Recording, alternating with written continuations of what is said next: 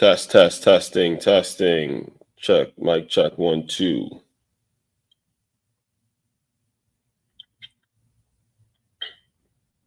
Test. There you go. What's up, Facebook?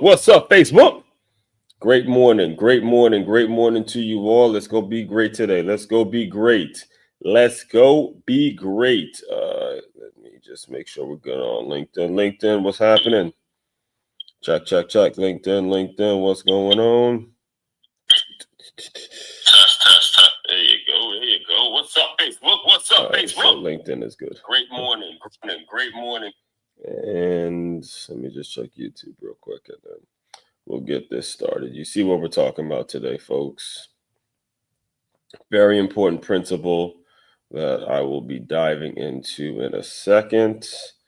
Let me just do all my mic checks. 1, 2, 1, 2. Everybody in the place to be.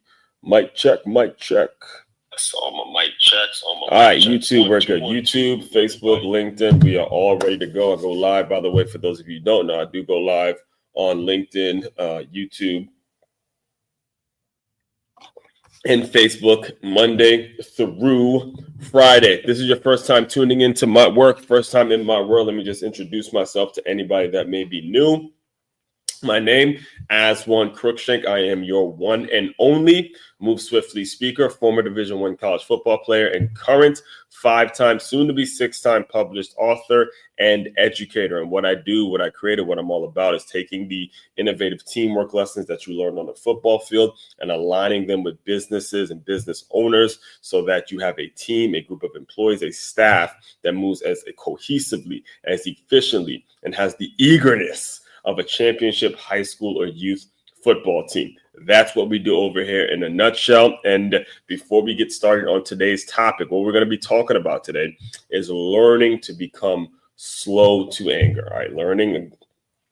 I have a ton of experience in this. All right, learning to become slow to anger. And the reason I'm discussing this is because about a little less than a week ago, there was a situation that I went through that made me incredibly angry, but I learned not to react too harshly in that moment. And now a week later, the situation has become a blessing. The situation has become something that's in positive. The situation has become something in which I'm better off than I was a week ago. We'll just say it like that. I don't want to speak too much details about it publicly, but it is a situation in which, I learned, and the concept and the idea and the principle of taking your time, right? Taking your time before you react, taking your time before you let your ego get the best of you, taking your time before you decide that you're going to just, fly off the handle whenever somebody tells you something about yourself.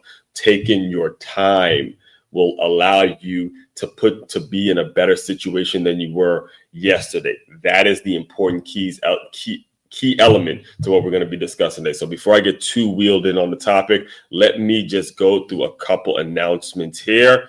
First things first, boxing lessons, free boxing lessons. If you are interested, if you live in the West Palm Beach area and you are interested in free boxing lessons, please do contact me. Hit the QR code that you see right there on the screen. Do them every 2 weeks. The next one, I believe, is going to be March 1st. Going to be kicking off March in the right way, the right way. Next thing. As I said previously, to intro, as I introduce myself, as I always do when I introduce myself, I'm here to serve you business owners. I'm here to serve you business owners. Go to freeguide.makeyourmove.com. That's freeguide.makeyourmove.com. Be sure to get the guide. I created a 10-step process that you can be implementing right now that will allow you to move forward in your business and make it so people really walk into the organization day in and day out with a hunger, and they approach it like the great Coach Harbaugh says, they approach every day with an enthusiasm unknown to mankind. All right.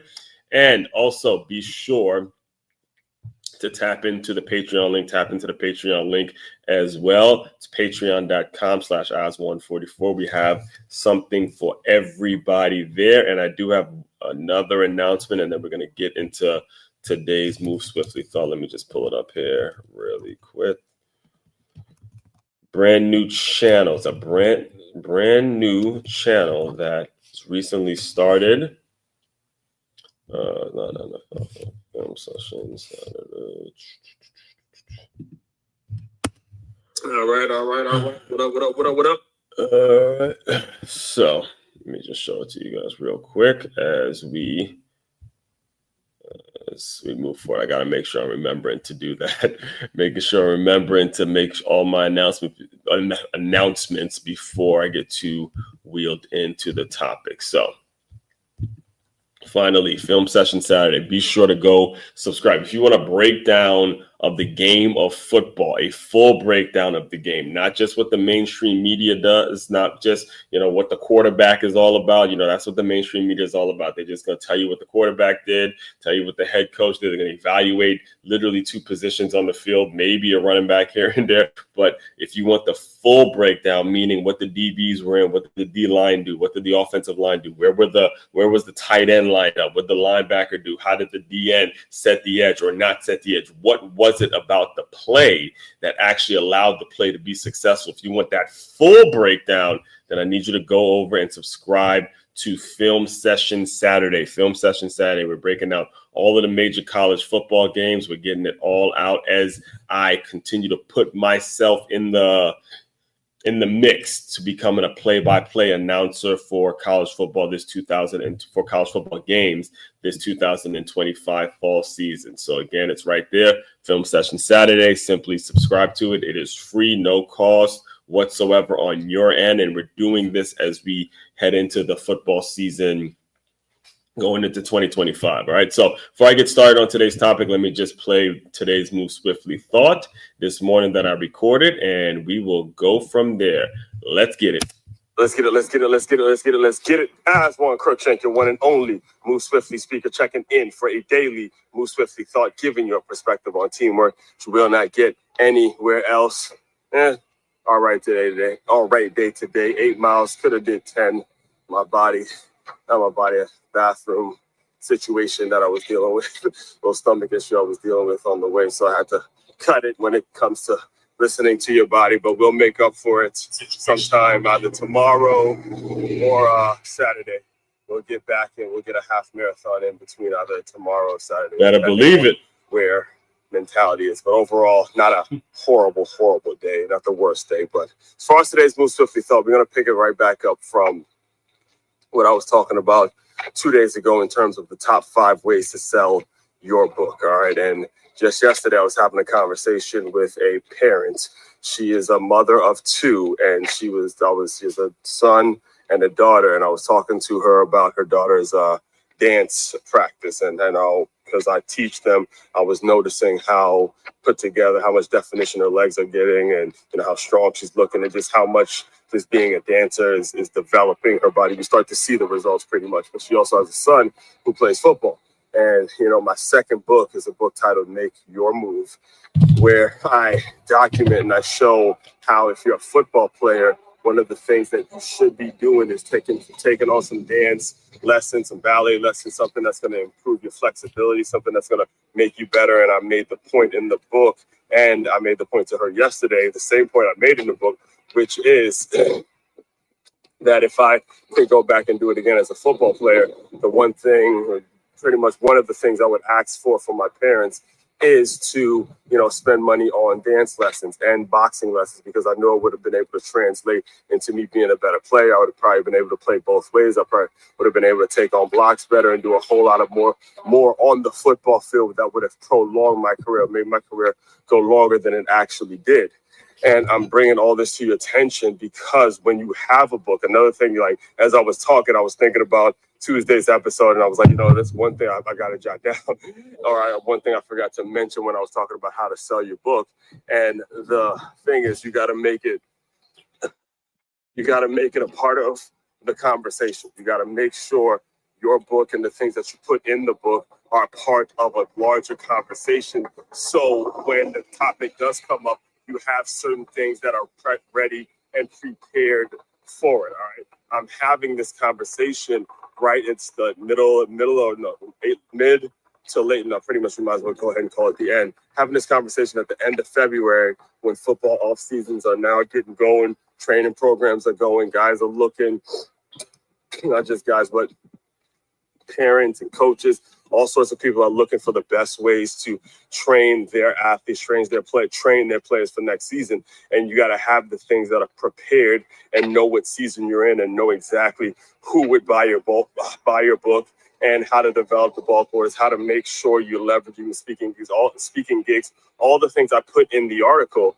Everything, all of this is relative because you're making it a part of the conversation. So that, I guess this will sort of be the add-on to what I put out there earlier this week, which is when it comes to selling your book, you have to make sure it's a part of the conversation. You got to make sure you're implementing and using it and some of the things that are in the book and utilizing some of the things that are in the book within just conversation so that people know it's relevant. Understand this, and I'll close you out with this concept. Understand that selling your book is actually going to be a lifetime job. You have to do it every single day of your life, and it's through how you speak. It's through what you're all about. It's through who you're actually looking to serve, right?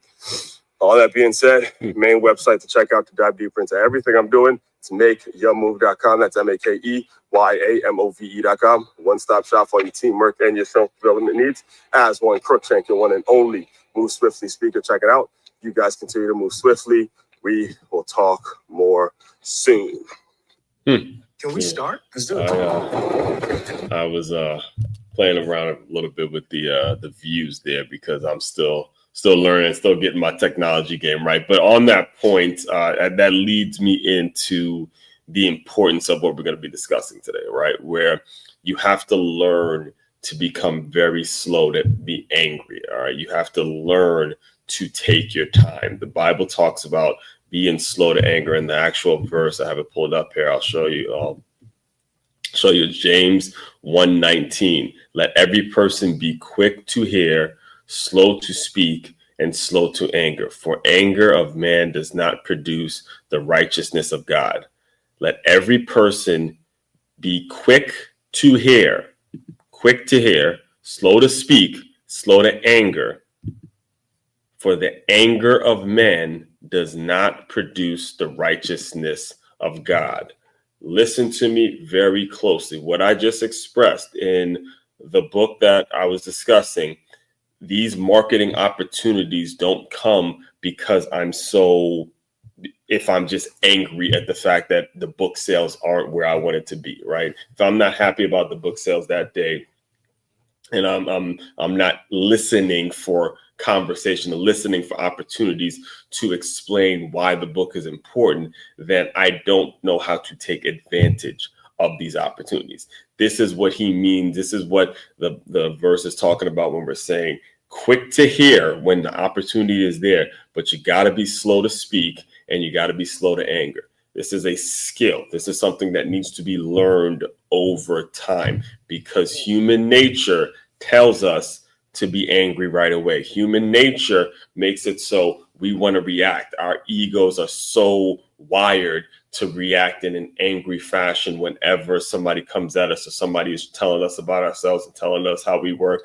Our human nature makes it so we are on the defensive because of the fact that that's what sells. That's what moves the needle. Nowadays, whether it is mainstream media or whether it's the YouTube or whether it's social media, whatever kind of media, or even if it's within your own family, within your own friends, the anger of a person, the constant back and forth. Let's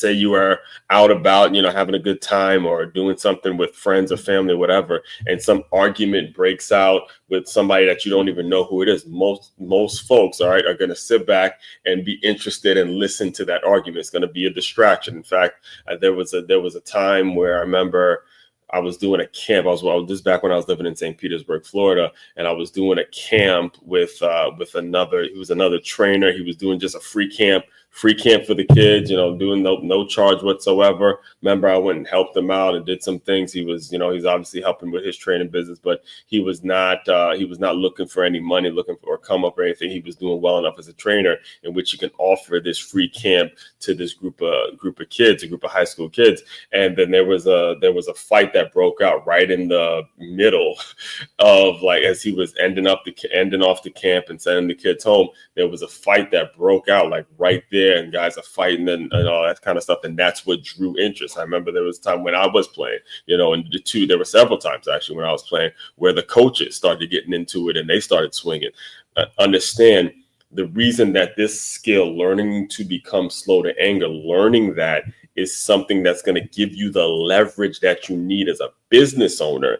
The reason you have got to learn that skill is because you're going to be able to make decisions with a much clearer head, and you're going to be able to listen. So let's get into some of the ways in which we can learn this skill, because now I've clarified, hopefully I've clarified for you as to why it's important that you have this skill.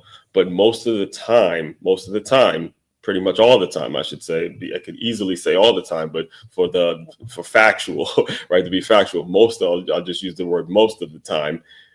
This is something that needs to be learned. All right. In fact, it is all the time. Forget it. I'm just going to say it is. It's all the time, because this skill needs to be learned. Even if you came up in a home where you learn how to become slow to anger and you learn the skill of being very patient and taking your time, when you step out into the real world, when you step out into the world and you see the things that move the needle, you see the kinds of things that sell, you see the things that are going to get attention from others. When you see these things, you start to realize, look, this is a learned behavior, and this is something I need to be practicing on every single day. It's one of the reasons I've become such a ferocious runner over the past couple of years, is because running allows me, more than just getting in shape, it allows me to relax, take everything in that I had to deal with the previous day. It allows me to clear my head. And as you can see, I put a video out every day off that mentality, from the mentality of a person who just finished a run. So I become such a ferocious reader. Reading allows me to slow my mind down, allows me to highlight, allows me to just develop a perspective and gain a perspective that I can't gain if I'm so focused and so angry about a situation. All right. Now, as far as learning this skill, all right, learning this skill it has to come from your elders. All right. When I say your elders, I don't necessarily mean your elders in terms of actual biological relationships. All right. I'll give you an example of what I mean. I learned how to become slow to anger by watching my football coaches, two football coaches in particular, right? Played for two football programs. One was Carson Newman College, a Division II school in East Jefferson City, Tennessee. And I finished my playing career playing for Stony Brook University in Long Island, New York. All right. My two head coaches when I was in college, one was the late Ken Sparks, who passed away maybe about a decade or so ago, and Chuck Priori. Ken Sparks was at Carson Newman. Chuck Priori was at Stony Brook, and last year was his first year that he wasn't coaching.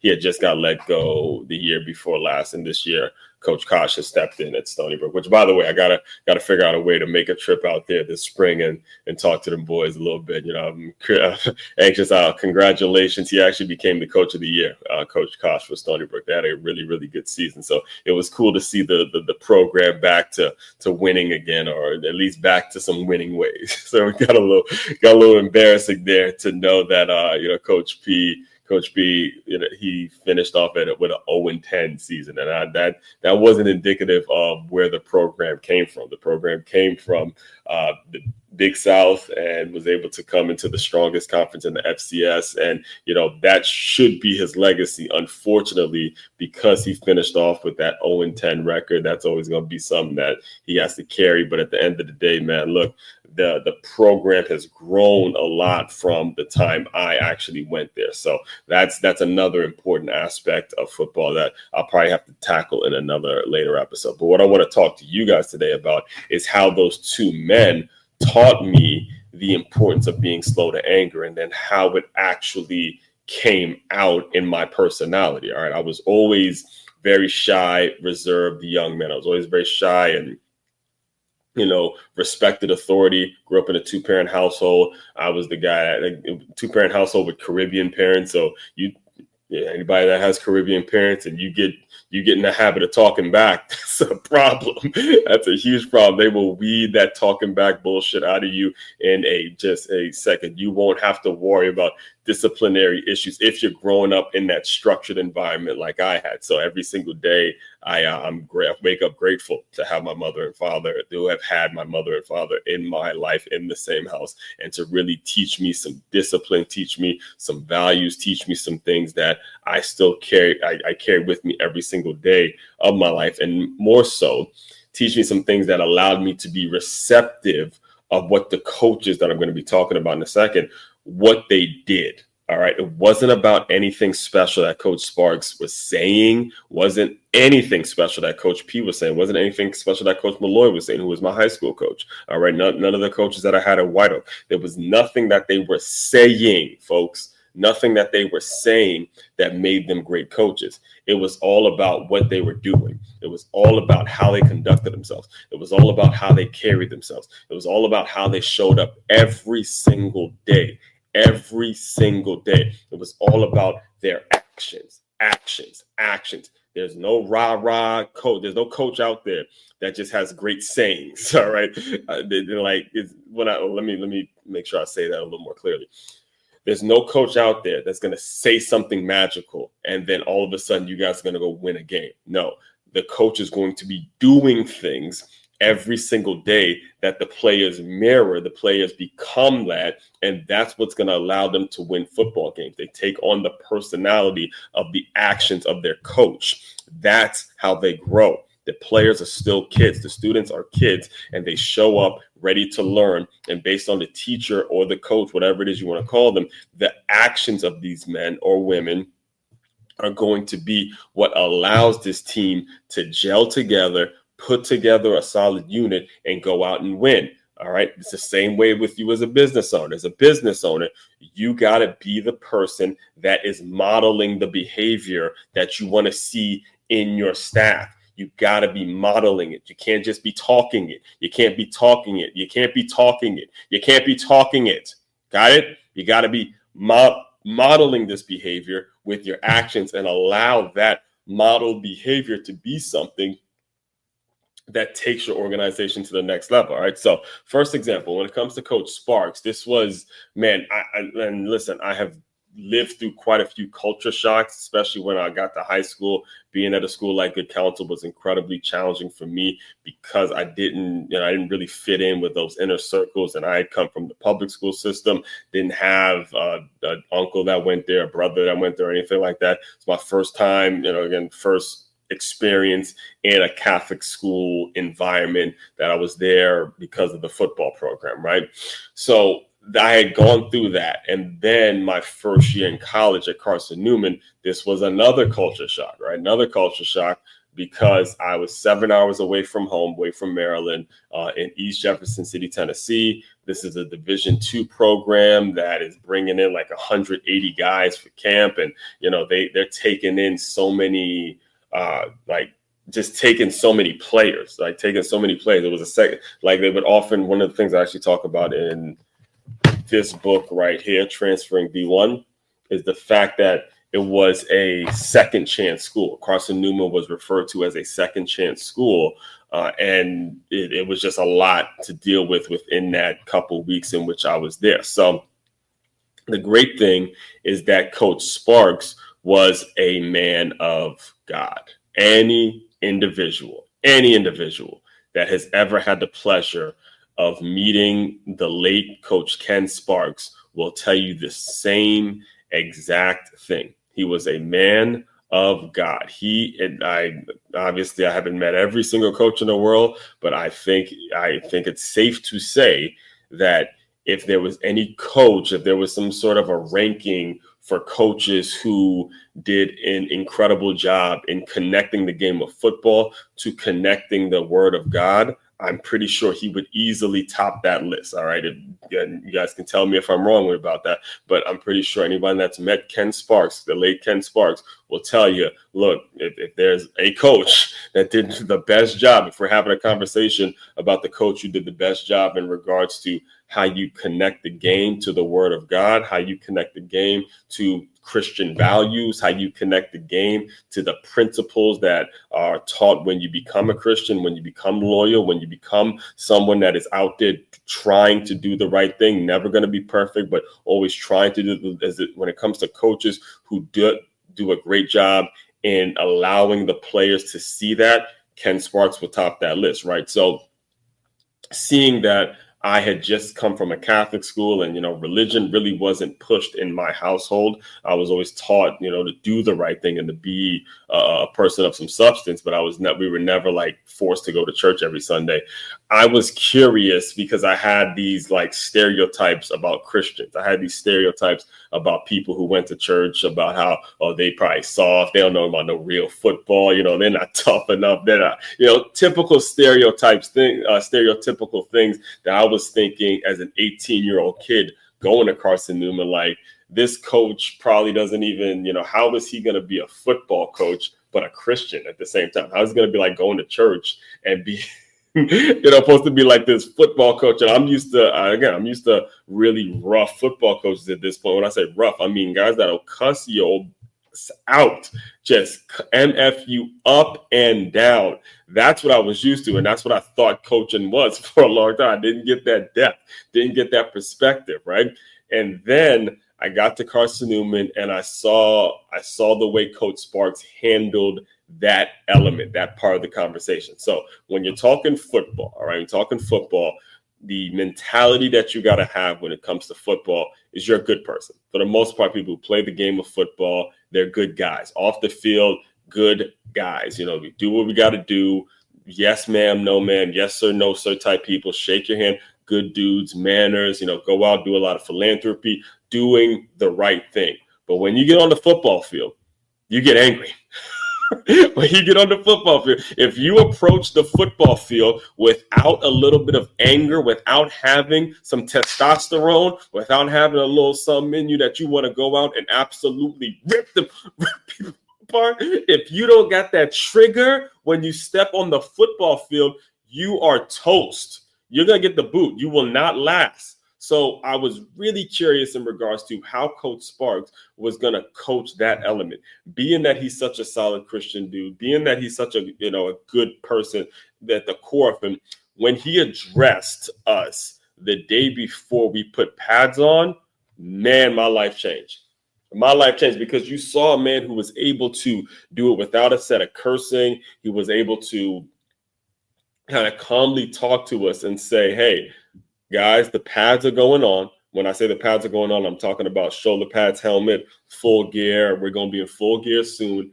And the live orange bullets are going to start flying. He said the live orange, that was the term he used. The live orange bullets are going to start flying.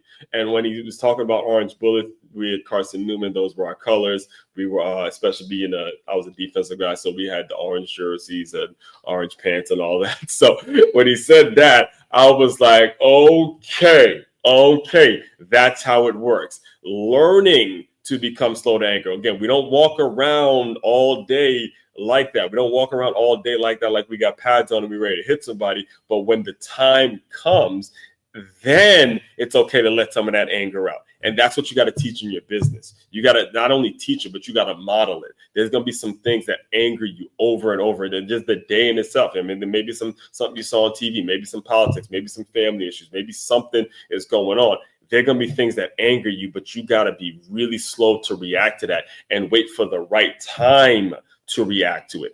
That's what he was saying. And I'll close you. I'll get to the next coach, right? I have to tell this story. I have to tell this story because it exemplifies everything I'm talking about, in that moment, in terms of what Coach Sparks was referring to when he spoke on this concept of live orange bullets, right? So it was Wilmo. We called him Wilmo. Wilmo was a linebacker with me. He was a middle linebacker with me, and he was in my group when I was in when I was at Carson Newman. And when I tell you Wilmo is short for William Moreland or something like that, but I used to call him Wilmo. Big Wilmo.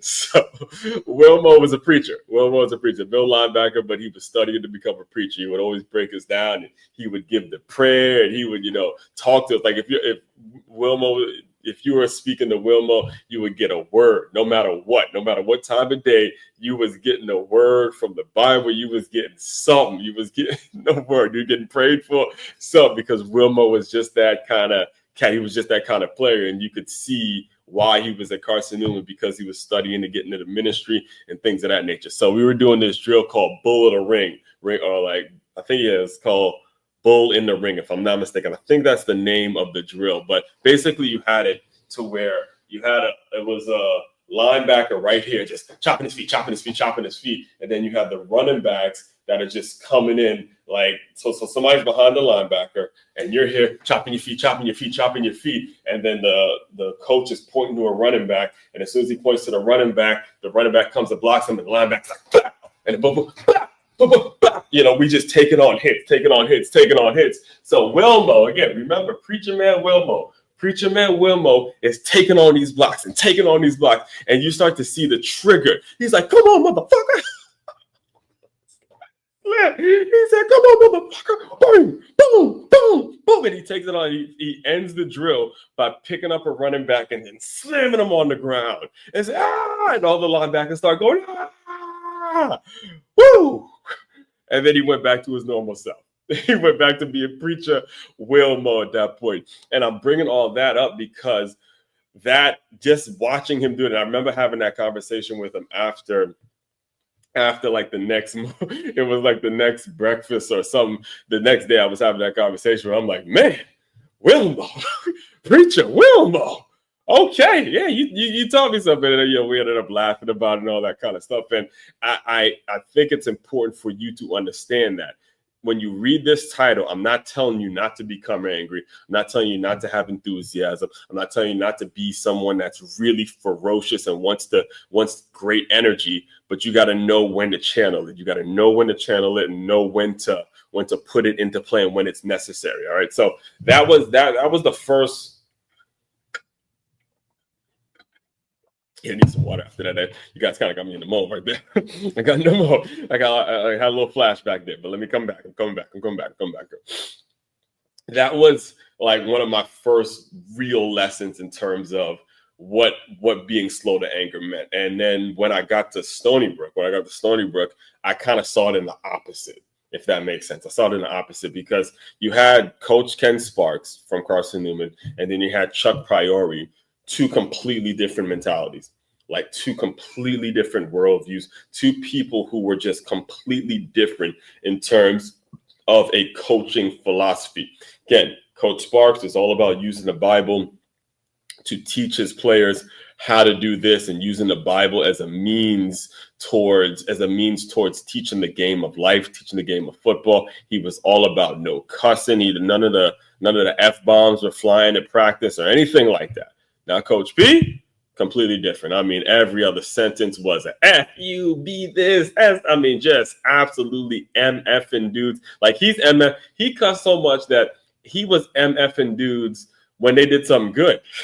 The time he was MFing guys on like some positive vibe stuff. And he was just one of the most intense, energetic, little dictators that you will ever meet. All right. Coach P was that kind of coach where anybody, I would say this all the time, that you could walk into a Stony Brook practice and at no point would you not know who the head coach is. It was Coach P who was running around, energetic, cussing guys out. And the craziest part is he spent most of his time with the O-line. So you had these big, giant offensive linemen and this little 5'8" guy who's cussing them out left and right. I mean, just absolutely giving them the business, right? So that's when I got to Stony Brook, I was used to, this was like 2 weeks, because I got there, it was camp. And it was 2 weeks straight of seeing that and being around that and listening to that, and just constant energy, constant cussing people out. It was intense. And then we got to game day. All right, this is important for you guys to stay with me on this. We got to game day. One of my roles, because when I got there, I wasn't eligible to play in any games because I transferred in, and there was all sorts of, this was before the transfer portal. So there was all sorts of drama when it comes to the transfer portal, and I had to do this and do that, all that kind of stuff. But anyway, my role during game days was to just chart down the plays. This is why I tell people I kind of started my coaching career when I got there. But my role was to chart the plays and write them down. As I was playing linebacker and all that. So as I was doing that, I was noticing how the coaches changed on game days. The coaches changed on game days, and they were incredibly calm. It was all calm. It was like, it's all business. I'm not going to be yelling at y'all. Y'all heard enough. Just go out, play the game.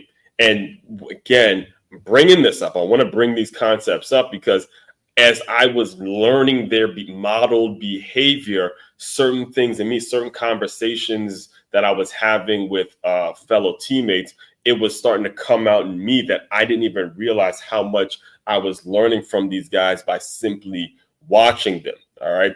Give you an example, a great story. And I'll close you guys out with this story because it was an argument that, and this is, again, I like to argue. So a lot of people who play with me know this for a fact. I got into arguments all the time. That was just I was doing, debate desk, debate first take, all that kind of stuff. I was basically that guy that was always debating in some way, shape, form, or fashion. This was true throughout my entire school life. It's no secret as to why I'm doing the work I'm doing now, because love to debate. I'm all about that. Right. So it was another one of those debates that I was going at it with a teammate of mine.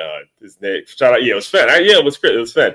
I just saw the other day that he's the head strength coach at our Bowling Green now. So it was him, and I remember we were going at it about the N-word. Yeah, it was the N-word. So it was towards the end of my time at Stony Brook. I was in my second year last semester, and I was getting ready to graduate and move on and all that kind of stuff. And I was helping out in the offices at that point. I was helping with the coaches and doing some stuff in the spring. And again, just building my perspective, building up my coaching resume and all that stuff. So it was, he just happened to be there. I don't know what he did, but he happened to drop, he's black. All right. Chris Fenelon is black. So he just happened to drop the N-bomb. He said the N-word. I'm not going to say it here, but he did drop the N-bomb. And there was another black girl there who goes, oh, well, I don't think you should be saying it. And then he goes, I try not to. And then even though, again, I would technically, I agree with them. I don't think anybody should be saying it per se. Me, myself, I don't really say it that often these days. If I do say it, it's very rarely will you ever hear me actually drop the N-bomb as a black man myself. But just to start an argument, because this is what I did. Unfortunately, I just enjoyed arguing back then. I was just part of the philosophy major in me. As I said, well, why not? Why don't you feel comfortable dropping the N-bomb as a black man?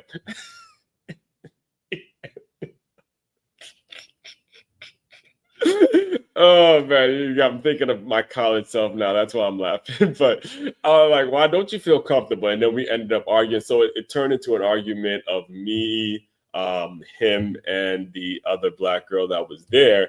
And as we're going back and forth, Chris is telling the girl, he goes, look, so-and-so, please don't argue with him. So he's trying to stop her because he knows me mentally. At this point, we had gone at it on so many different things. And I grew up a Redskins fan. He's a Giants fan, and all sorts of things that we used to argue about. He's from New York. I'm from Maryland. So argued about who got the best basketball players, argued about who had, the better team between the Redskins and Giants, and all sorts of things we would go back and forth about, right? That's just what it was when you were in the locker. He was one of my best friends on the team. So, we start arguing when he makes that statement. He goes, oh, well, I try not to use the N-bomb. And then even though, again, I technically agree with him, I don't think anybody should be using the word like that. If you're going to use it, maybe use it here and there, but not something that you're you're saying it over and over and over again. Or, I mean, if it's a song or something that you're singing, but not something that you're just using in casual conversation when you're developing as a professional, especially at that age. So we're going at it. And he tries to stop the poor girl from arguing with me because at this point he had been through it. He goes, look, so don't do it. I'm trying to tell you this. I'm not arguing with this man no more. So anyway, I'd say I did a good job in pulling them both into the argument because, again, that's just something I enjoy. I know I shouldn't enjoy it as much as I do, but I actually do. So both of them ended up getting pulled into my side of the argument, which in theory, if you think about it, really wasn't an argument per se. I was just trying to give them some perspective and make conversation, which is ultimately really what it really was and what it's really all about. So anyway, I brought up the scenario about, what if a player goes and calls you the N-word while you're playing, right? And his whole mood changed. Because we're going back and forth about this, about if us as Black people should be saying the N-word like that. And I'm like, okay, let me put it to you like this. This was my side of it. I said, yo, what if you're on the field and some white player on the other team calls you the N-word? And he goes, oh, fuck his shit up.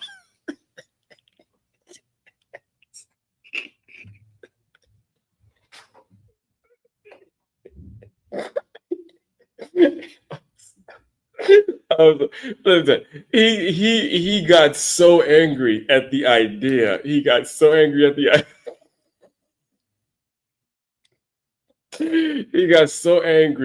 at the idea I put in his head about a white player calling him the N-word while we're on the field. He goes, "Oh, get shit off." So bad. Because it hit it hit a different chord with him. And the next point that I made was like, you see how quick you becoming so angry? What if now that player does it and you forget your responsibility to go block somebody else, and then he comes screaming, and then the guy that you're going out to hit because he called you that word, you go block him, and that's not your responsibility, and then somebody else comes and makes a big tackle on the play because we were both actually fullbacks at the time, and that completely ruins the play because you were so quick to get angry at that one dude who called you the N-word on the field, and now you blow your responsibility. So as when I said that, and again, even though I agreed with what we were arguing about was, even though I agreed and I actually was agreeing with them in this point, I still needed to make the point that, hey, you got to be slow to get angry. You got to be someone that actually develops some self-control so you don't make these mistakes. Now, did this insight just hit me overnight because I get it? No, the insight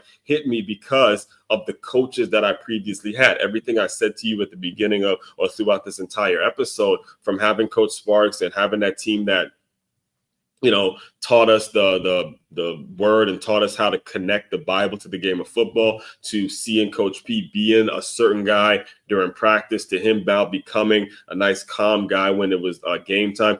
All the things that I learned from the previous coaches I had, all of this stuff over time allowed me to kind of be in that instinctual argument between two people and pull a scenario to say, hey, that's how you should do it. And this, I'm going to close you guys out with that concept so you understand as a business owner, when things come up, and they will come up, they will come up, and they will make you incredibly angry, upset, annoyed. Somebody's going to be late. Traffic is going to not be where it needs to be. You're not going to get certain orders where you need on time. Whoever it is, so it's a customer or a client, they're going to cancel whatever it is they said they were going to do. This person said they were going to buy this, and there are all sorts of things that are going to come up. You got to make sure you're learning to listen to everything and then make the most informed decision that you need to make. But you cannot make these decisions when you're emotionally charged, when you're so angry and you're so knee deep and you're so blinded with anger that you're not able to make a quality decision. And that's what you need to be making day in and day out. So that's all I got for you guys today. Again, the main website to check out to dive deeper into everything I'm doing, it's makeyourmove.com. That's makeyeamove.com. Also, be sure to tap in with me on the Patreon link. That's patreon.com/as144. Everyone out there, continue to move swiftly. We will talk more soon.